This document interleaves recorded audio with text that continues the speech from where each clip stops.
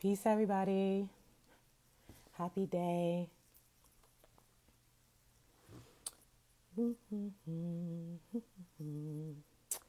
Peace, peace, peace. I wanted to hop on real quick this morning, and I haven't been on in a while, so I was like, let me hop on. This came in my head because I was talking to one of my clients about it, and I thought, this one of those conversations that should be shared, and then I can get out there, and then I don't have to ever say it again. I could just refer everybody to this conversation. Hi, I'm Zoha. I'm a certified yoga teacher, Reiki healer, mom, lots of other things. But mostly what I do is teach people how to use yoga, how to use mindfulness, and how to use those things to heal. And this conversation is out of a mindfulness conversation that I have with coaching clients around how they move through the world. And also I have with myself, because if you ain't coaching nobody, if you ain't coaching yourself, and if you're not being coached, right? And also that my spiritual teacher has with me as well. So first I want to say peace. Happy Friday. So I wanted to talk about living your design. And it's very simple in the way that, what is your design? First, you need to ask yourself, what is my design? Why am I here? What is my purpose? Right? And be open to the feedback. Be open to how it shows up for you. Be open to what you're seeing.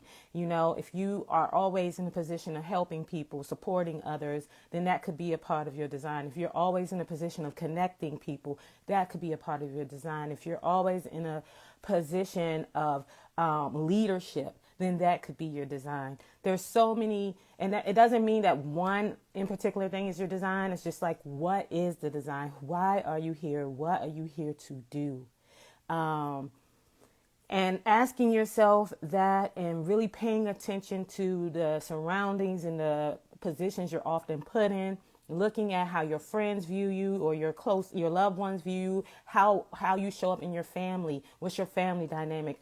Are you the person that everyone comes to talk to? Are you the person that people lean on financially? Are you the person that your siblings consider their second parent or third parent?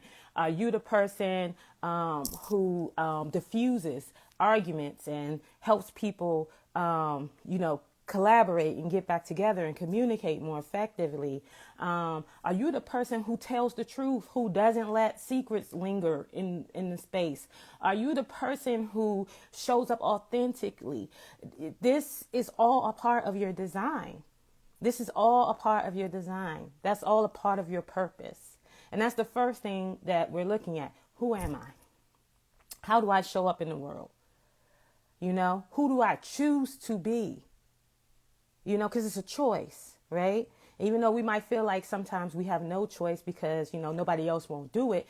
If you're doing it, you're still choosing it. You don't have to do it either. You don't have to do any of that. But if you do it, you're choosing it. Once you make a choice, it's a choice, right? So who are you? How do you show up? What do you bring to the space? What is your contribution to the space? Next thing I look at when I'm working on, living my design, and I tell my clients, get out of your comfort zone. Get out of your comfort zone. Get out of your comfort zone. A lot of times we like to do things the same way over and over and over again because it's tried and true. We are a safety group. We like safety. People like safety. People like to feel safe. It's very important for us to feel safe, and that's a natural thing. But growth, let me not say but, and growth takes risk. Growth needs challenges. Growth needs experience. Growth needs expansion. All right? You can't live fully in your design. Peace, intellects. You can't live fully in your design if you're not willing to take risk. Right? You got to be willing to be wrong. You got to be willing to jump out there and fail. You got to be willing to try something new. And you get to decide what that looks like, what that is, right? And you could do it as many times as you want. Like when I started on this journey that I'm on, I started my business. I was making crocheting hats and gloves, and making little earrings with Adinkra symbols. That was the expansion of my thought at the time. That's where I was comfortable. It was a jump for me, but it was still a comfort for me, right? So when I got my yogi training and my Reiki certification, it took me a while to jump out there with those certifications, especially my Reiki certification. I still take my time with that because it's such a intent, personal. I mean, yoga is too. Teaching people yoga is personal too.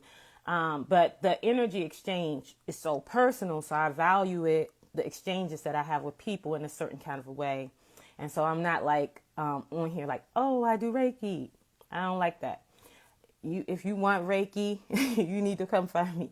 But getting out of my comfort zone from crocheting, making jewelry, something I was comfortable doing because I had moderate success at it and seemingly, was supported by everyone around me and people outside of me so fast and so quickly. And then when I pivoted into offering yoga, offering Reiki, offering coaching, offering all these things that I know how to do and that I'm certified in, I had to, allow myself to just show up. I've been trained. I've been doing the work on myself. I've been doing the work on my children. I've been doing the work on friends and family members when they would let me. And so just getting beyond myself and being like, you know what? This is a part of my healing journey. This is a part of my design, is to help other people heal. And flipping it from being a community, I used to work at a nonprofit as a manager of a community space. And so flipping it from doing that type of work to doing the type of work that I do didn't take that much because I already understood upfront community. Oh, and to answer your question about the yoga certification, you need to find about the Reiki certification, you need to find a Reiki master. Reiki masters are certified to certify Reiki 1 healers, Reiki 2 healers, and other Reiki master healers. So I am a Reiki 2. I am not a Reiki master. So I cannot certify you. So Reiki 1 is self-healing. Mostly you do healing on yourself. You can do healing on objects and things like that. Reiki 2 is you can do healing on others. I mean, you could do Reiki healing on others with Reiki 2. But Reiki 2 is you can do long distance healing. You can do healing on others. You have a little bit more attunement. And also before you intellect, when you're looking for a Reiki practitioner or master, you want to ask them what lineage they're in. And so you can look up the lineage and see what it's about and what they're connected to, because there's different lineages of teachings that all of these certifications are tied to. Just like your yoga teacher certification is tied to a lineage, right? So when I got certified in, my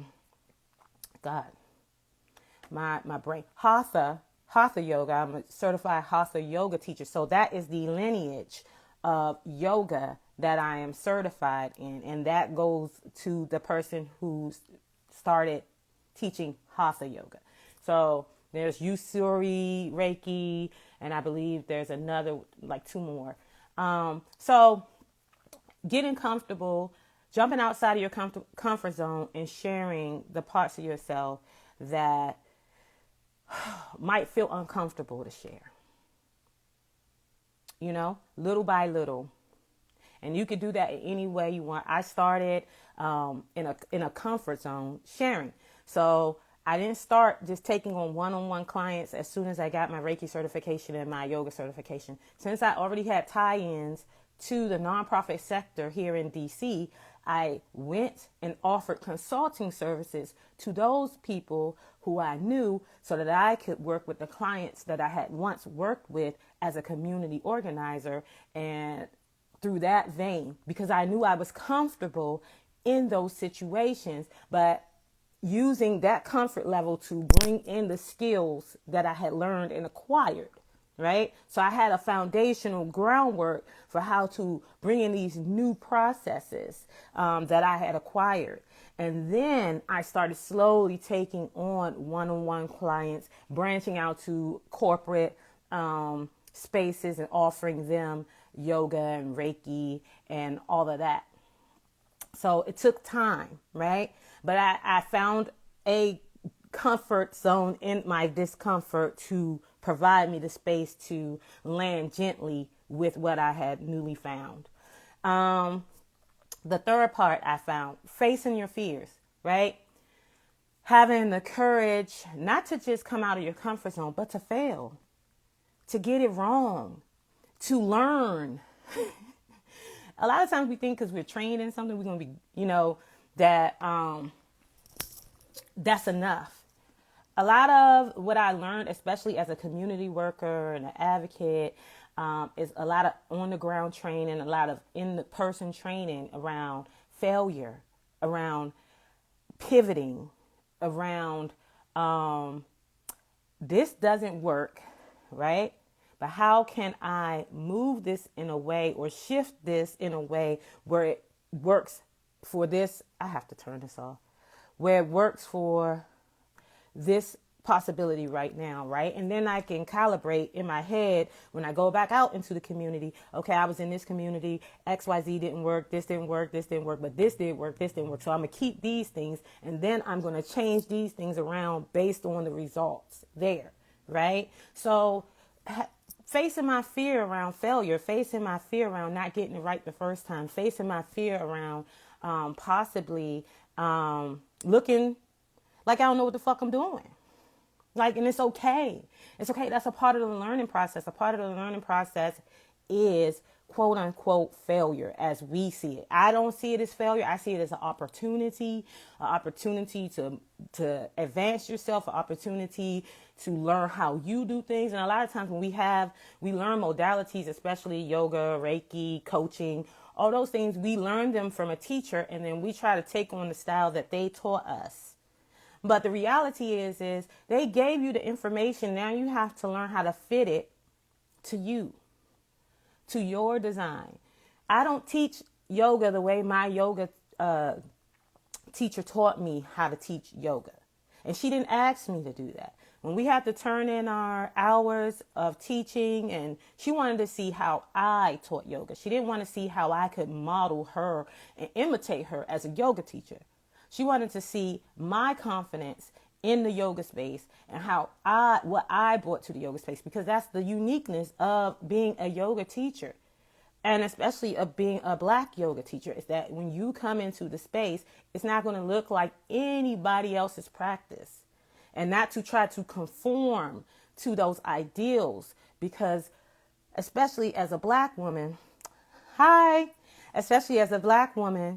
and introducing other Black and brown people to yoga who have not done yoga, a lot of times when we come with that colonized way of thinking, we turn people off, right?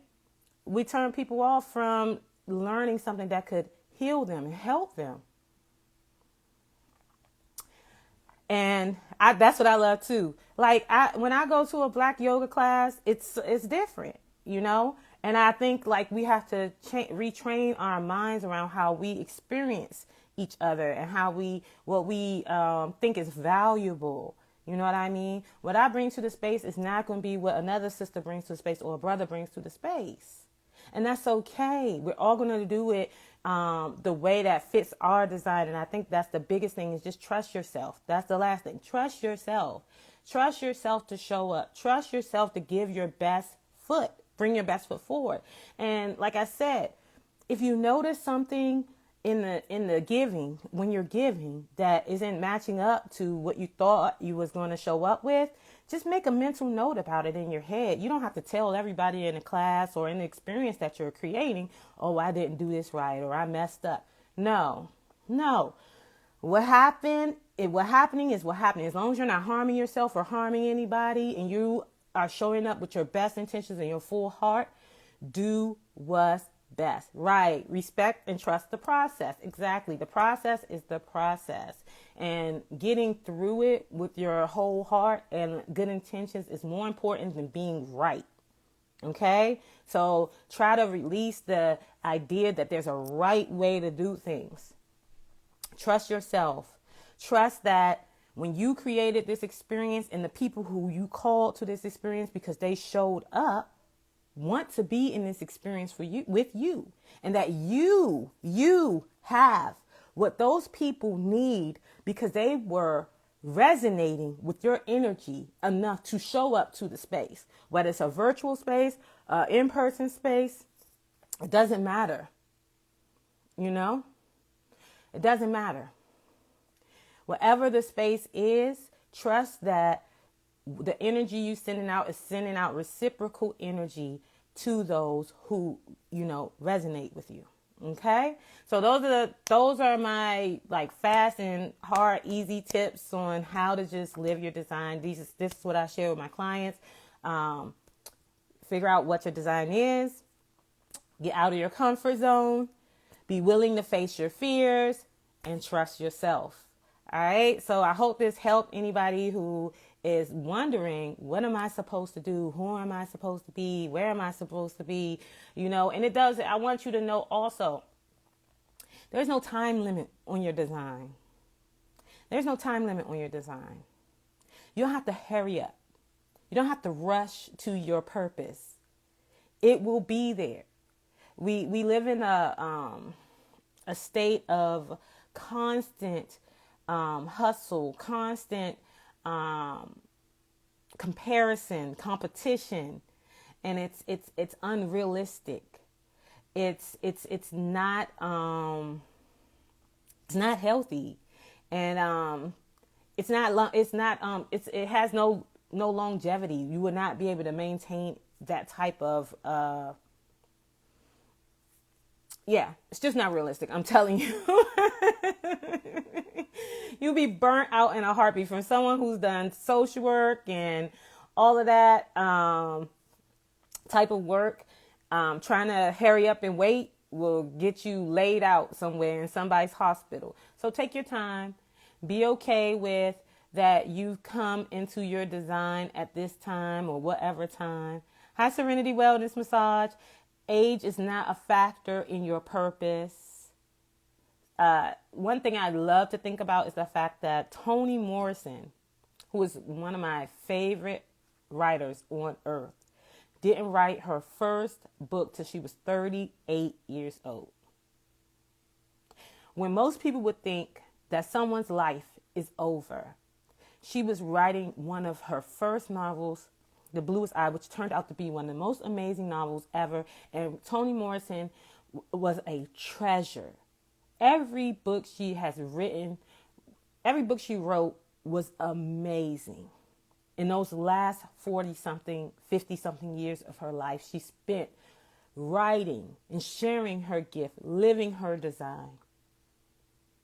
So, time is only a factor to people who do not respect the process. All right? So take your time. Oh, and love on yourself. Be kind to yourself. Be kinder to yourself. Be patient with yourself. And that's it, y'all. So hope y'all have a good Friday. I'm going to hop off here because I got stuff to do. And, in about a few days, I'll be going on a spiritual break from the entire internet. So I won't be here for about 3 weeks. I'm going to go and mind my business and take care of me. I do this every year. I shut down and I take care of myself and my family. And so I'll let y'all know as it gets closer in the middle of next week. And I hope to see y'all before then, and then I'll see y'all in November. All right? Take care. You're welcome, Empress Charlotte. Take care. Peace, y'all.